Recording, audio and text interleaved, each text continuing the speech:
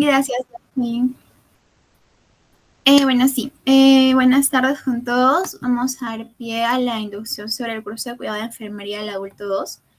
En este caso yo fui la delegada junto con mi compañera Ruth Poma. El periodo en el que se dictó este curso fue en el 2022-1, que fue de mayo a agosto, y tuvimos a dos jefas de asignatura que fueron la magíster Gavina Mamani y la doctora María Jacqueline. La magíster Gavina fue la encargada del área clínica del curso y la doctora Jacqueline Cuellar fue la encargada del área comunitaria. El número de créditos, como saben, de este curso es de 16. Tuvimos 176 horas en total que desarrollamos en 16 semanas, del 9 de mayo al 22 de agosto del 2022.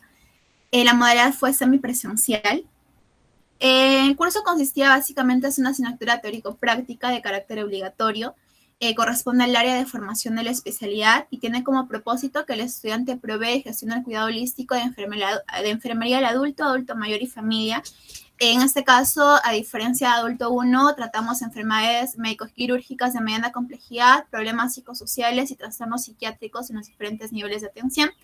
Comprende tanto el cuidado de enfermería del paciente con afecciones de emergencia y con afecciones médico-quirúrgicas de mediana complejidad, y también el cuidado de enfermería en lo que es la prevención de enfermedades más incidentes del adulto y adulto mayor, como son depresión, ansiedad, riesgo de caídas. También volvimos a ver un poco el tema de diabetes, hipertensión, y tratamos enfermedades endémicas como es el dengue, ¿no? En nuestro país. Este curso se dividió en dos. Estuvimos tanto en el grupo A como en el grupo B. El grupo A era el grupo de clínica y el grupo B el grupo de comunitaria. En el caso de clínica tratamos dos unidades. La primera tuvo como finalidad el brindar cuidados de enfermería aplicando el PAE a los pacientes adultos y adultos mayores con diferentes afecciones en emergencia. Aquí tratamos problemas y vimos de manera muy amplia lo que era RCP, vimos lo que eran fracturas, vimos lo que era accidentes, y en la unidad 2 también brindamos cuidados de enfermería aplicando el PAE al adulto mayor y a la familia con enfermedades médico-quirúrgicas de mediana complejidad. En el caso de comunitaria, en la primera unidad analizamos normas, los lineamientos, bases científicas con la finalidad de direccionar los cuidados preventivos de enfermería tanto al adulto como al adulto mayor en el contexto familiar, ¿no? Asumiendo una posición crítica y compromiso personal. Y en la unidad 2 gestionamos cuidados preventivos de enfermería de las enfermedades más incidentes del adulto y adulto mayor, valorando de manera integral y respetando la dignidad humana y los derechos de la persona. En cuanto a la metodología del curso, estuvimos programados con teoría una vez a la semana por 3 horas. Usamos la plataforma de Google Meet.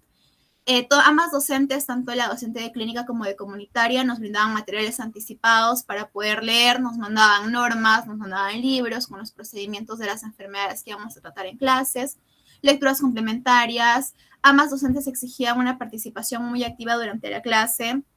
En el caso del área de clínica, la docente Gavina nos mandaba tareas con anticipación y solicitaba que en clases se expongan algunas preguntas, y ya posteriormente exponíamos PAES.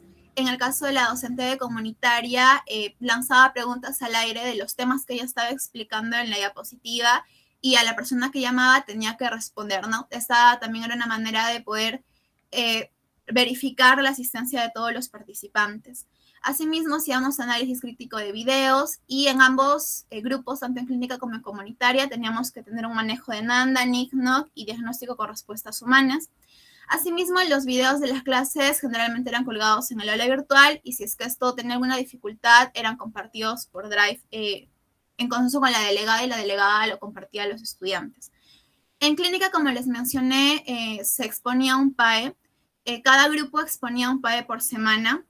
Los grupos generalmente eran entre 7 y 8 estudiantes, se hacía un PAE grupal, y ese debía de tener como mínimo 7 diagnósticos cada uno con su planeamiento de enfermería. En el caso de comunitaria, el trabajo de teoría era más que nada enfocado en realizar organizadores gráficos, como son los mapas, cuadros comparativos, infografías, entre otras cosas que a veces la docente solicitaba que se exponga en clases, ¿no? En el caso de los laboratorios del área clínica, los grupos eran entre 5 a 6 estudiantes. Las guías se nos eran brindadas con anticipación, excepto la guía de la primera semana, como el hecho de que las delegadas recién estaban en comunicación con las docentes. En el caso de promoción, la guía se nos entregó faltando un día al laboratorio, por lo que tuvimos que apresurarnos un poco con la elaboración de la misma. Sin embargo, ya en las posteriores semanas, las guías siempre eran brindadas con anticipación para su desarrollo. Asimismo, en las guías se consideraba la elaboración de organizadores gráficos, como son los mapas conceptuales, mapas mentales, infografías, a veces realizábamos PPTs, y en algunos casos eran solamente preguntas abiertas y cada uno tenía la libertad de poder hacerlas en un Word o de poder hacerlas en un PPT o en un Canva. Asimismo, algunas docentes se inclinaban mucho por la discusión de la bibliografía presentada. En el caso del curso, las docentes pedían mucho más la participación activa, es por esto que los grupos eran muy pequeños. Siempre los 5 o 6 estudiantes tenían que participar continuamente y muchas veces las docentes preferían más la parte del conocimiento que la parte visual de los trabajos. Preferían mucho más que tú vayas leyendo, investigando y que sepas de manera muy detallada las cosas a tratar en el laboratorio, más que lo que presentabas como tal visualmente. Asimismo, también se nos hacía presentación de casos clínicos, hacíamos identificación de problemas, elaborábamos el PAE, teníamos guías de procedimiento. Asimismo, en algunos laboratorios se nos pedía elaboración de videos cortos, como por ejemplo fue en el caso del video de curación de heridas, en el caso de cambio de una bolsa de colostomía, en el caso también de ciertas guías que teníamos que realizar.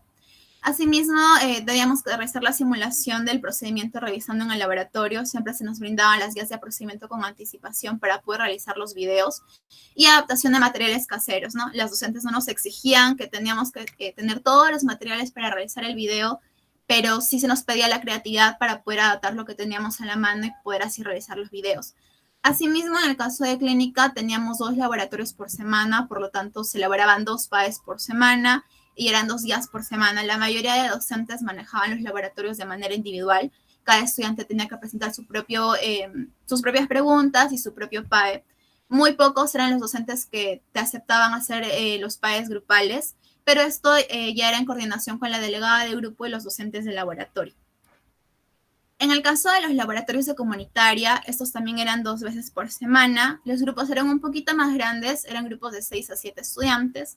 También se nos brindaban guías de manera anticipada, se nos pedía más que nada elaboración de organizadores gráficos y diapositivas.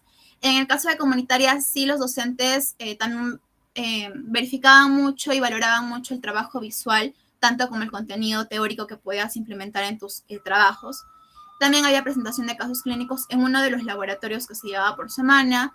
Había la identificación de problemas, la elaboración del PAE, pero lo más resaltante de lo que son los laboratorios de comunitaria era la elaboración de los materiales y del informe del programa de adulto y adulto mayor y el programa de responsabilidad social universitaria que estaba más enfocado en lo que era vivienda saludable.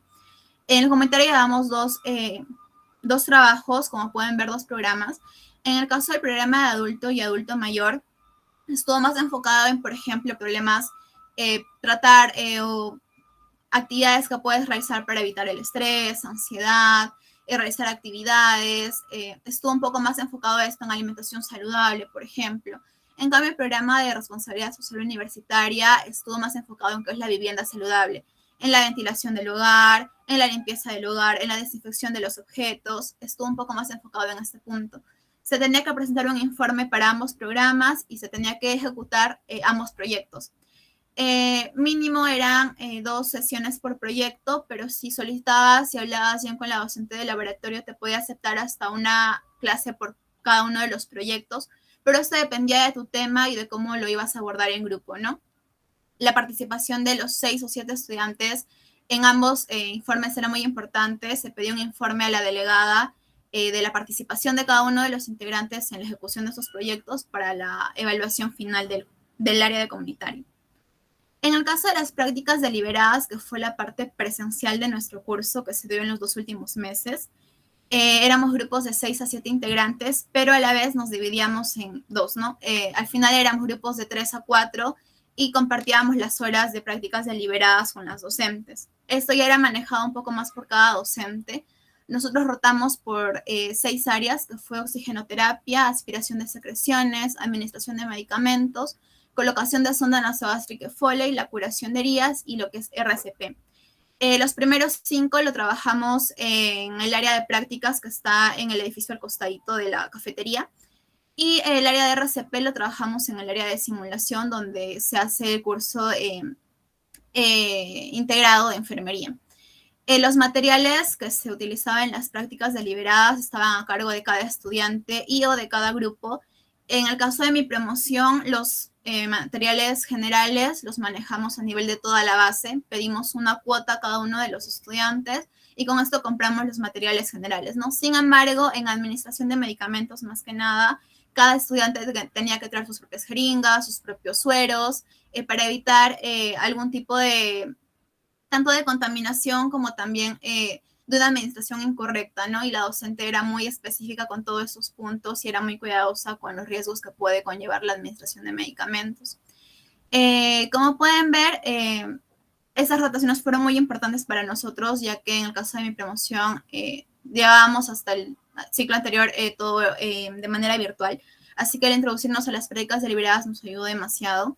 Las docentes, la mayoría de ellas eran bastante comprensivas, tenían una muy buena didáctica en la manera de enseñarnos.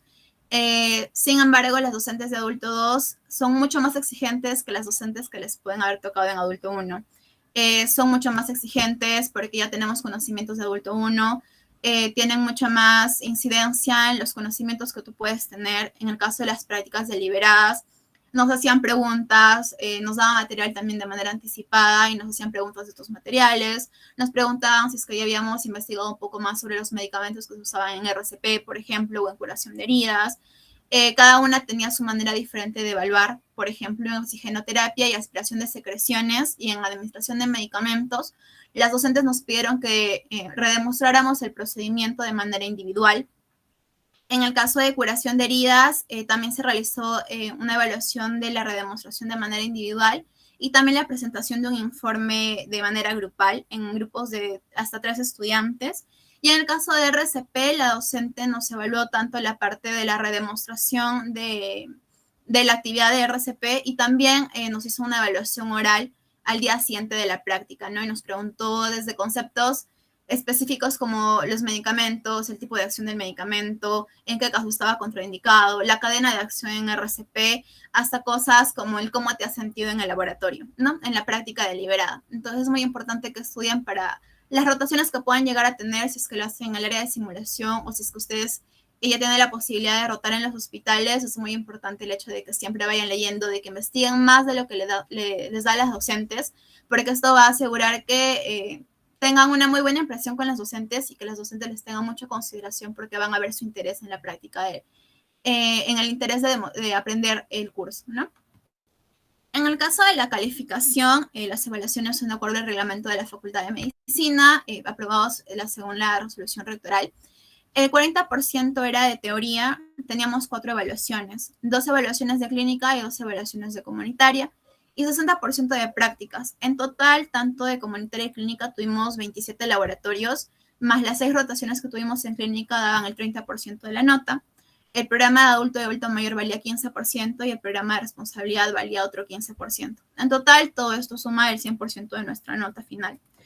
Asimismo, recalcarles que es muy importante la asistencia. Las docentes son muy exigentes con la asistencia, muy rara vez aceptan justificaciones de las mismas, a no ser que sea un problema en el que estás muy grave de salud y no puedes acercarte a clases o no has podido tener acceso a, bueno, en nuestro caso a internet, por ejemplo, en el caso de que quizá un familiar tuyo está muy grave y solo tú hayas podido cuidarlo, por ejemplo. Solo en casos muy específicos y muy especiales te podían considerar tu inasistencia, ¿no? Pero generalmente es que tu excusa era de que no, que me agarro el tráfico o que no, que me quedé dormida y me levanté tarde, no era una justificación para las docentes para poder considerar tu inasistencia. En cuanto a cómo son los exámenes, como les mencioné, teníamos 2 por rotación de clínica y 2 por comunitaria. En el caso de clínica, la docente hacía un examen de opción múltiple más una pregunta escrita. Eran 20 preguntas más una pregunta escrita, en total 21 preguntas. La pregunta escrita podía hacer tu gran diferencia entre si jalabas o probabas el examen. No era tan complejo el examen, sin embargo, habían preguntas un poco específicas y tenías que haber estudiado muy bien lo que es fisiopatología, más que nada, y lo que son los medicamentos utilizados en el área de clínica para poder aprobar el examen. No tanto cuidados de enfermería, era más que nada la fisiopatología y los medicamentos a utilizar. En el caso de la rotación por comunitaria, la docente prefería lo que era el examen escrito, eran preguntas abiertas, podían ser 10 preguntas abiertas, 15, 20, 18, esto dependía de la docente. Y también en el segundo examen que tuvimos en el área de comunitaria, aparte del examen escrito, tuvimos una pequeña elaboración de PAE. La docente nos brindó un caso clínico y en base a este teníamos que completar espacios en blanco del PAE que nos brindó la docente. Como le mencioné, el hecho de que nosotros hayamos tenido modalidad semipresencial nos hizo que un examen de clínica sea presencial y un examen virtual y lo mismo en comunitario. Los exámenes no son complicados como tal, no se van a jalar en los exámenes si es que van estudiando y le dan interés a todo lo que van explicando las docentes en los laboratorios y en las clases teóricas. Como recomendaciones del curso, deben de mantener una muy buena comunicación en su grupo. Esto es muy importante, el poder tener ciertas reglas entre los miembros del grupo, el por tener una muy buena comunicación y que no haya malos entendidos entre los integrantes del grupo, porque siempre van a rotar con el mismo grupo y esto es muy importante. Asimismo, tienen que ser empáticos y pacientes, ser empáticos con sus otros compañeros, porque a veces no todos manejamos el mismo ritmo de aprendizaje. Unos pueden aprender más rápido que otros, unos tienen una mejor estrategia que otros, entonces hay que ser muy empáticos con nuestros compañeros. Si estamos en la posibilidad de ayudar a la otra persona, de explicarle algo que no entienda, háganlo. El conocimiento no es para que se lo queden ustedes y se lo guarden como un tesoro muy preciado y no lo compartan con nadie. Es para que lo puedan dar a sus compañeros y de esa manera no solo ellos aprenden, sino también ustedes aprenden un poquito más. Sean pacientes con el curso, a veces van a querer tirar la toalla, es un curso muy exigente, pero sean pacientes, al final van a ver que el curso les va a gustar muchísimo, que van a ver cosas que quizá antes no entendían o se preguntaban, pero ¿por qué se hace esto? Y ahora, después de llevar el curso, van a comprender el por qué, van a comprender muchísimas cosas de cómo se trabaja en las áreas que se rotan en este curso. Asimismo, comuníquense con los delegados del grupo de curso. Es muy importante, los delegados de curso y de grupo están abiertos a resolver sus dudas, están abiertos a apoyarlos, a escucharlos, y son los que tienen una comunicación más directa y fluida con los docentes, así que van a poder solucionar los problemas de una manera más directa que si ustedes no se comunican bien con ellos. Organicen su tiempo, organícense bien en el estudio del curso. Como les mencioné, es un curso exigente, un poco fuerte, pero si estudian bien y de manera constante y continua y no lo dejan todo para una semana antes del examen, créanme que les va a ir muy bien en el curso. Trabajen en equipo, recomendación es que realicen resúmenes. Sé que quizá algunos tienen una metodología de trabajar con organizadores gráficos, quizá de trabajar con infografías o con dibujos, pero los resúmenes son muy importantes en este curso. ¿Por qué? Porque los procedimientos son más largos, se tratan mucho más temas de fisiopatologías, entonces un resumen va a ayudar a que organicen mejor sus ideas y que se les quede un poquito más grabado los temas de las clases. Revisen artículos, normas técnicas, videos adicionales, todo eso les va a ayudar demasiado a poder entender mejor el curso y traten de no procrastinar, por favor, porque el curso es muy importante para nosotros. Y como consejo final, no bajen la meta, ya están a mitad de camino, así que no bajen la meta, solo aumenten el esfuerzo porque al final van a poder convertirse en grandes enfermeros y enfermeras que van a ser muy humanos, ¿no? Que es lo que necesitamos en estos momentos en nuestro país. Y bueno, eso sería todo por el curso. No sé si tienen alguna consulta adicional.